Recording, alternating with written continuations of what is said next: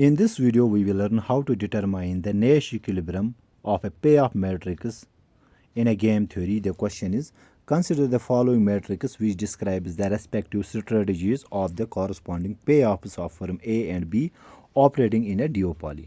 So we have two firms operating in a duopoly and we are being given this payoff matrix of the firms. Now remember, firm A has two options, either to advertise or not to advertise. Symmetrically, firm B has also two options, either to advertise or not to advertise. Now the numbers in each cell determine the payoffs for each firm depending upon the strategies they choose. Each number in the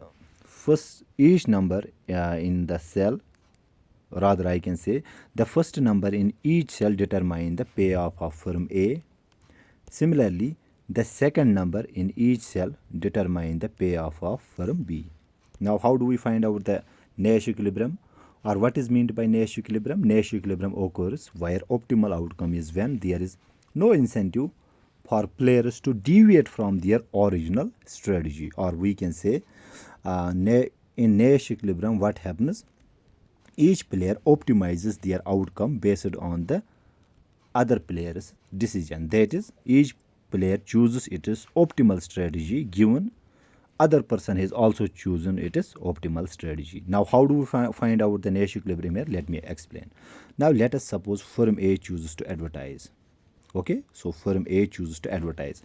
Firm B has two options, either to advertise or not to advertise. Here you can see, if firm B chooses to advertise, she gets a payoff of 6. If she chooses to not to advertise, she gets a payoff of 0. Obviously 6 is greater than 0. Firm B will choose 6 here. Let me underline this. Similarly, when firm A chooses not to advertise, again firm B has two options, either to advertise or not to advertise. Advertise gives him 9 as payoff. By not advertising, she gets a payoff of 2. Obviously 9 is greater than 2. She will choose to advertise again. This was from the perspective of firm A. Now let us see, and let me rub this out. 6 and 9 are here underlined, so we have 6 and 9 underlined. Now let us see what happens when firm B chooses its strategy to advertise. If firm B chooses to advertise, again this time firm A has the options either to advertise or not to advertise. Advertise gives him a payoff of 11 and not to advertise gives him a payoff of 7. Obviously 11 is greater than 7. Firm A will choose to advertise. Similarly, let us see when firm B chooses not to advertise. This time again firm A has two options, either to advertise or not to advertise.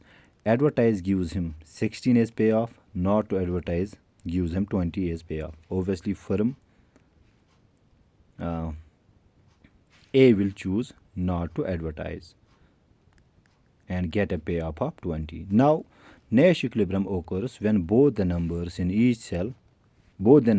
cell are underlined. Here you can see in the first cell both numbers are underlined. That means the optimal strategy for this game will be 11 and 6.